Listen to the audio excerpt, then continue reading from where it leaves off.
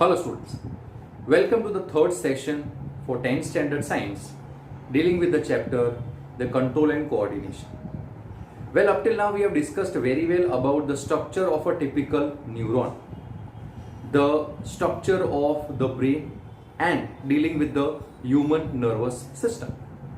Well, today our main focus of attention is the movements in relation to the plant, that is the coordination in case of the plants. So let us understand in much detail about it. Well, nature has a huge role to play in our life. If you observe here very carefully, the child is able to move accordingly because of the control and the coordination inside the body, that is the nervous system which is present inside the body of a typical child. But how about in case of the plants? Well, plants do not have the nervous system. So, the movement takes place in them in relation to the external agents, that is, in relation to the environment. So, what we'll be able to observe in this section? We'll be able to observe the differentiation between the plant movements due to the growth and the plant movements that is independent of the growth. Further, we'll also be able to understand the different types of the tropic movements and compare and contrast the movements in case of the multicellular organisms also. We'll be able to describe the chemical coordination in case of the plants and numerous plant hormones and their respective functions. So, let us go into the crux of this entire section of it. Well, if you observe very carefully, the plant movements is of two basic types, that is the independent of the growth and the other is the dependent on the growth. Let us observe them one by one. That is, if you observe the touch me not plant, when we touch the leaves of a touch me not plant, they basically curl. So here the growth does not have a role to play. So how it curls? So there are a lot of plant hormones and the movement of the water which helps the plant to ultimately curl down. So that was the independent of the growth. But here if you observe, there are growth related movements, roots growing in the downward direction and the shoots growing in the upward direction. That is the growth related movements and the movements in relation to the direction also. So the roots growing in the downward direction towards the gravity and the shoots going in the upward direction against the gravity, these are the movements which take place in relation to the directional stimulus that is said to be the tropism, and such movements are said to be the tropic movements. They are growth related movements. Few examples are light and the gravity. The plant is growing towards the light and here the roots are growing towards the gravity.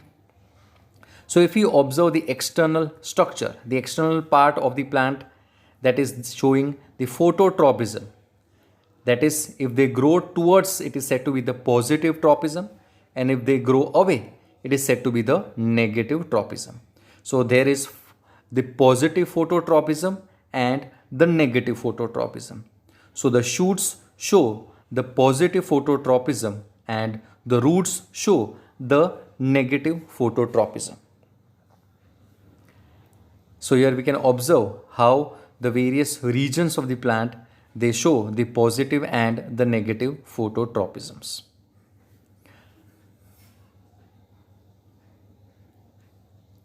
Furthermore, in relation to the gravity also, that is the positive geotropism shown by the roots. Well, in case of the certain plants, there are certain tendrils, that is the minute spring type of structures which the plants take for the help to twine around the support. So the directional growth of the plant part in response to the touch of an object, that is said to be the thigmotropism. So these tendrils, they basically twine around the support and that is said to be the thigmotropism. That is in relation to the touch.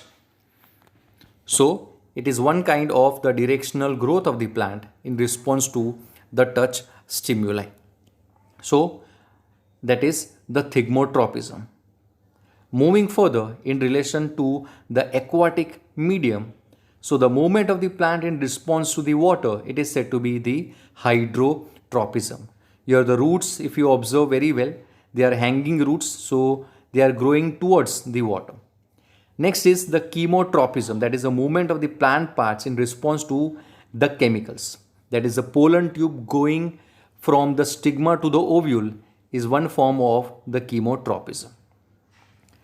Well, do we observe the same kind in case of the humans as well as in case of the other plants? Well, the coordination has a lot of variations. Some are fast movements, some are slow movements. So, some take place during a particular time of the day also. Some take place during the daytime and some take place during the night time also. So, there are a lot of variations in case of the plants as well as in case of the animals also. Well, if you observe in case of the humans, there are certain directions where the organs are been growing.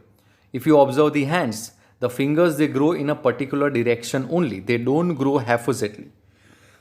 Well, in case of the reaction time, there are fast reaction time in case of the humans. So, God has given us the reflex actions with which we are able to show fast movements in a well coordinated manner. Why is it so? Because of the very well developed nervous system. That is, the electrical impulses are the excellent means for the fast response in case of the humans.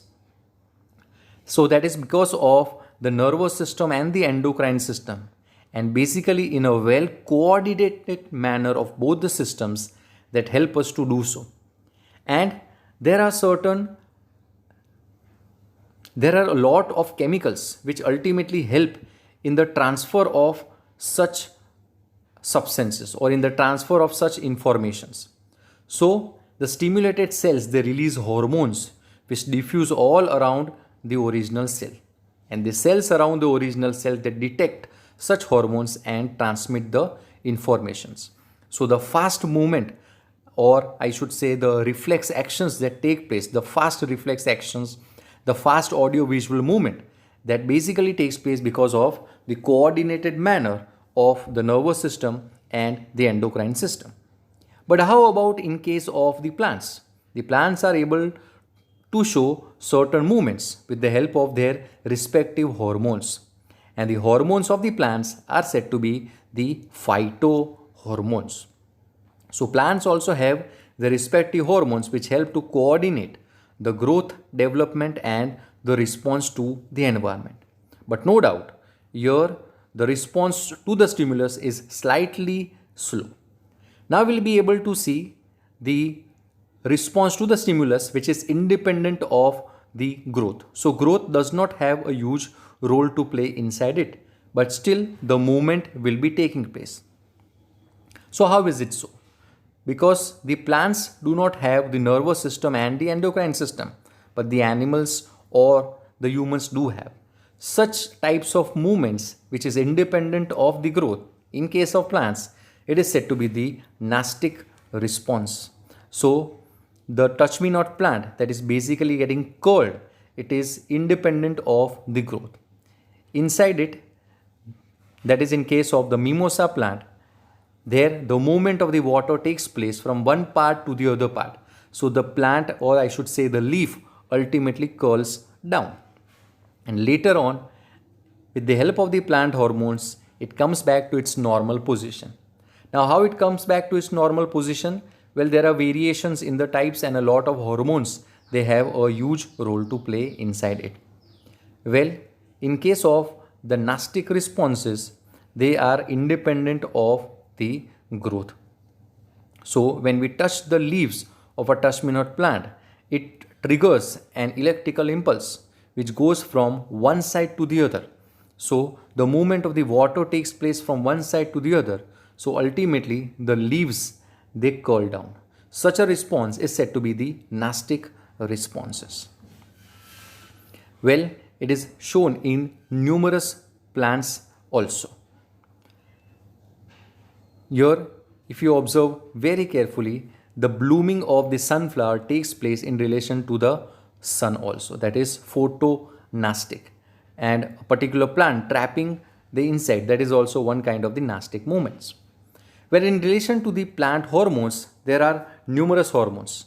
The auxins, first of all, they are the plant hormones that promote and regulate the growth and the development of the plant. So it increases the growth of the plant at various tissue levels also, specifically at the roots and the shoots also. It helps in the proper movement of the water and the minerals along with the food also. So the growth and the development of the plant ultimately takes place in a well coordinated manner, both in the form of the tropism as well as in case of the nastism also. So these auxins are very, very important. The plants in which such auxins are absent externally, certain mediums of the auxins are also being injected for the artificial growth of a typical plant. The second one is the gibberellins. These are responsible for the growth of the plant also, but at the internodal regions. So they are also the plant hormones that help in the growth of the typical stems. Next is the cytokinins. They are the plant hormones that promote cell divisions, and they also promote the closing of the stomata. So the stomata ultimately closes, and we know very well that with the closure of the stomata, the water is not being lost.